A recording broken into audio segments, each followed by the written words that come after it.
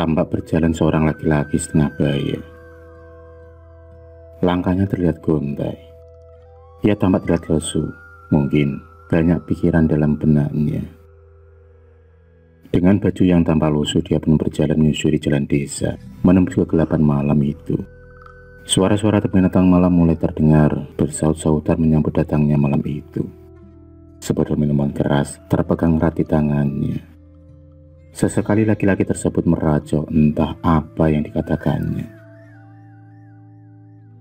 Sesampainya di sebuah batu besar, di bawah sebuah pohon tua yang sangat besar, dia pun berhenti dan duduk di atas batu besar tersebut. Sambil melamun dia menerawang menembus sunyinya malam itu. Laki-laki tersebut kadang tertawa dan kadang menangis. Usut punya usut, laki-laki tersebut bernama Darman. Terlihat pikirannya yang lagi galau dan kalut. Sebulan yang lalu ia baru saja ditinggalkan oleh istrinya karena mereka selalu cekcok dan selalu bertengkar. Selama ini Darman jarang bekerja dan lebih jelasnya ia malas bekerja.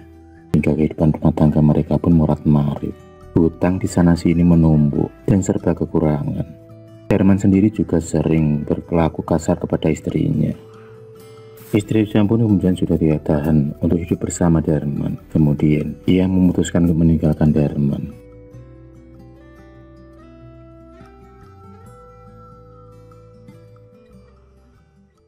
Darman sendiri tak menyadari ada sosok astral yang sedang sedari tadi mengawasinya. Sosok tersebut berdiri di belakangnya. Karena pikirannya mulai kosong, tampak sosok tersebut kemudian berhasil memasuki tubuh Darman. Darman tersentak kaget seperti ada sesuatu yang bergerak dari belakang tubuhnya, mengarah masuk ke dalam tubuhnya. Sesaat kemudian, ia pun merasakan perasaan yang aneh. Darman kemudian berjalan pulang menyusuri jalanan desa. Di sepanjang jalan, Darman seolah mendengar ada suara aneh-aneh yang datang berseliweran dan bergantian. Suara-suara yang belum pernah ia dengar. Suara-suara tersebut seolah membisikkannya untuk tenang. Tak terasa langkah kali ini Darman tiba juga di rumahnya. Darman kemudian masuk ke dalam rumah dan segera ia pun menuju ke kamarnya. Ia kemudian rebahan di atas kasurnya. Ia masih teringat betul dengan istrinya. Ia teringat juga dengan hutang-hutang yang menumpuk dan belum juga dapat terbayarkan. Ia pun berpikir keras bagaimana bisa mendapatkan uang banyak untuk bisa melunasi semua hutang-hutangnya selama ini.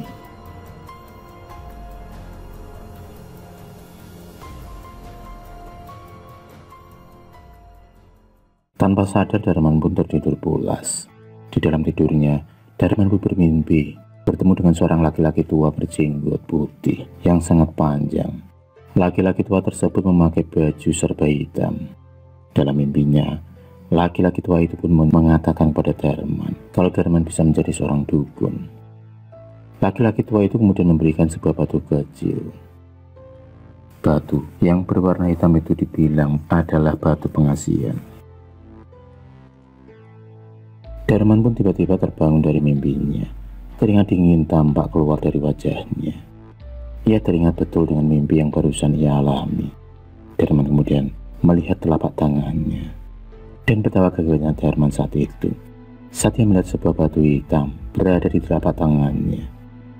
Ia masih tak percaya kalau mimpinya itu adalah nyata. Di malam berikutnya Darman juga sering bermimpi bertemu beberapa orang. Dan kali ini dalam mimpinya ia bertemu dengan seorang wanita cantik yang ingin menjadi istrinya. Sosok tersebut mengatakan ia akan membantu Darman dalam segala hal. Wajar saja, sosok-sosok gaib bisa berubah, menjelma menjadi apa saja yang dia ingini. Begitupun juga sosok wanita cantik tersebut. Sebenarnya dia tidak berwajah cantik, melainkan menyeramkan.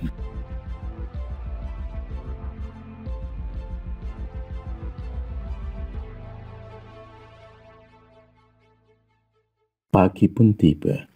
Terdengar suara burung-burung kecil bersautan. Darman pagi itu tampak bahagia dan mulai tampak bersemangat. Ia sudah mendapatkan ide untuk bisa mendapatkan uang yang banyak. Ia pun memantapkan untuk menjadi seorang dukun. Dengan membuka praktik perdukunan, maka dia akan mudah mendapatkan uang yang banyak. Entah bagaimana ceritanya, tiba-tiba Darman mulai dikenal sebagai seorang dukun ilmu pelet dan pengasihan. Dan pasien pun mulai berdatangan ke rumahnya. Kini ekonomi Darman mulai pulih. Ia mulai mempunyai banyak uang dan sedikit demi sedikit melunasi hutang-hutangnya. Selain dikenal sebagai dukun ilmu pelet, kini Darman juga dikenal sebagai pengganda uang. Sekarang Darman memiliki nama dan julukan Mbah Darman, Sang Raja Pelet. Sudah beberapa orang yang membuktikan tentang hasil dari penggandaan uang dari Mbah Darman. Tapi yang paling banyak pasien yang datang ke rumah Mbah Darman adalah rata-rata wanita muda dan setengah baya dengan problem dan masalah yang berbeda-beda pula tentunya.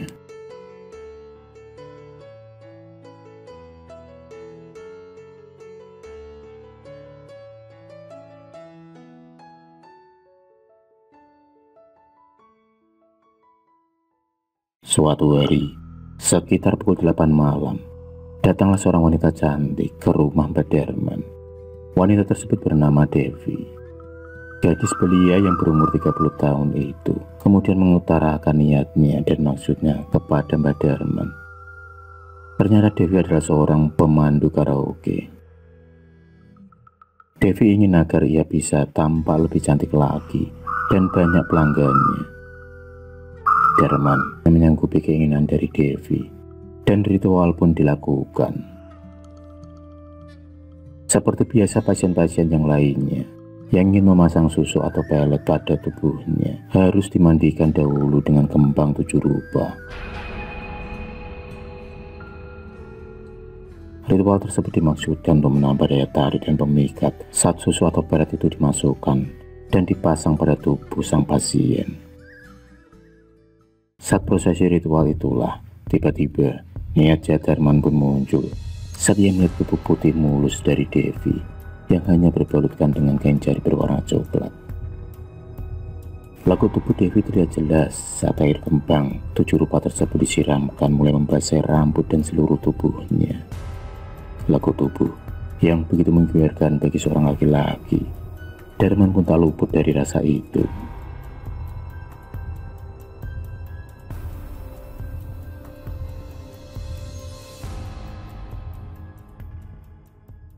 Dalam benak Darman, ia ingin sekali mencicipi nikmat tubuh pasiennya kali ini. Pikirannya mulai dirasuki pikiran kotor dan jahat.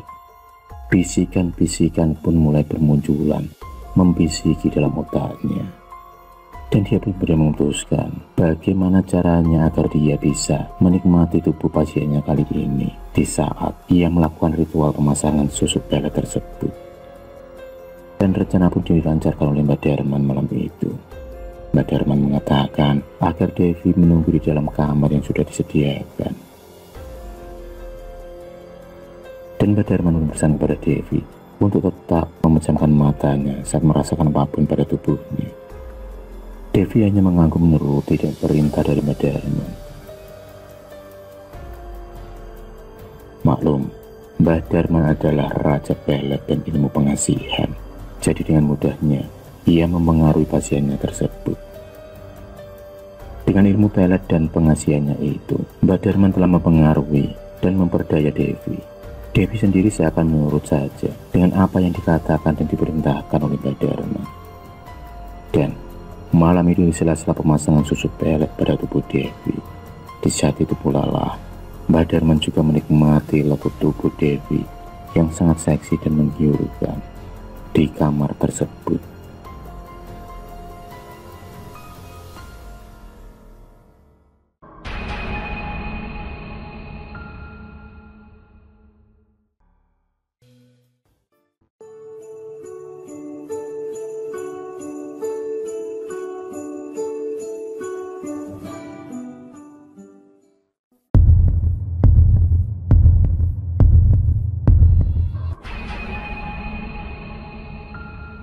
Terima kasih sudah menonton video cerita bergambar ini.